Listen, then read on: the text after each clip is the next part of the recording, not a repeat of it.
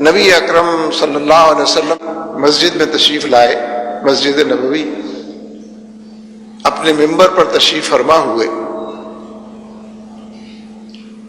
حضرت عبداللہ بن مسعود رضی اللہ تعالیٰ عنہ وہاں بیٹھے تھے۔ ان سے فرمایا کہ عبداللہ قرآن سناؤ۔ حضرت عبداللہ بن مسعود رضی اللہ تعالیٰ عنہ قدرے حیران ہوئے اور حیرانی کے عالم میں عرض کیا کہ حضور، یہ قرآن پاک تو آپ پر نازل ہوا ہے، آپ ہی کے ذریعے سے ہم تک پہنچا ہے، ہم نے تو آپ ہی کی زبان مبارک سے سنا ہے، میں بھلا آپ کو کیا قرآن سناؤں؟ حضور تو معقول تھا بتائیں، بات تو حقیقت پر مبنی تھی، لیکن نبی اکرم صلی اللہ علیہ وسلم نے ارشاد فرمایا کہ نہیں عبداللہ،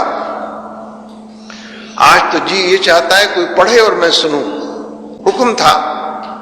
آپ اسی طرح ممبر پر تشریف فرما رہے۔ حضرت عبداللہ بن مسعود رضی اللہ تعالیٰ عنہ نیچے تشریف فرما ہے، سورہ نساء کی تلاوت کرنی شروع۔ جب اس آیت پر پہنچے کہ فَكَيْفَ إِذَا جِئْنَا مِنْ كُلِّ أُمَّةٍ بِشَهِيدٍ وَجِئْنَا بِكَ عَلَىٰ هَٰؤُلَاءِ شَهِيدًا، اس وقت کیا حال ہوگا جب ہم ہر امت میں سے گواہ اٹھا کر کھڑا کریں۔ تم نے پیغام پہنچایا، بندوں کو بندگی کی طرف دعوت دی، رب کی ربوبیت کا اعلان کیا، تم نے اپنے آپ کو تھکایا، تم نے اپنے جسم و جان کو اس راستے کے اندر کھپایا۔ جب ہر شخص سے، ہر امت میں سے ایک شخص کو کھڑا کیا جائے گا، نبی اکرم صلی اللہ علیہ وسلم سے تخاطب ہے کہ آپ کے ساتھ بھی یہ معاملہ ہونا ہے۔ جب اس آیت پر پہنچے تو حضرت عبداللہ بن مسعود رضی اللہ تعالیٰ عنہ کو اندازہ ہوا کہ جیسے نبی اکرم صلی اللہ علیہ وسلم ہاتھ کے اشارے سے روک رہے ہیں، حسبک حسبک، عبداللہ ٹھہر جاؤ، عبداللہ رک جاؤ۔ حضرت عبداللہ بن مسعود رضی اللہ تعالیٰ عنہ نے سر اٹھا کر دیکھا تو کیا دیکھتے ہیں کہ نبی اکرم صلی اللہ علیہ وسلم زار و قطار رو رہے ہیں، آپ کی ریش مبارک آنسوؤں سے تر ہے اور حسبوں کا ٹھہرنے کی تلقین فرما رہے ہیں۔ کیا بات ہے، کس چیز نے آپ کو رلایا،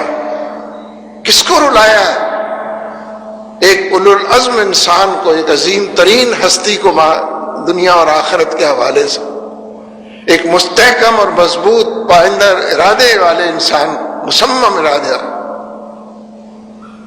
یہ آنسو کی جھڑی آنکھوں سے اس لیے نکل رہی ہے، لگی ہوئی ہے کہ یہ احساس کہ پوچھا جانا ہے کہ تم نے اس پیغام کو پہنچایا، تم نے پیروں کو غبار آلود کیا، اس قرآن کو جو تم پر وحی کیا جا رہا ہے، اس رویے کو جو قرآن کے نتیجے میں پیدا ہوتا ہے،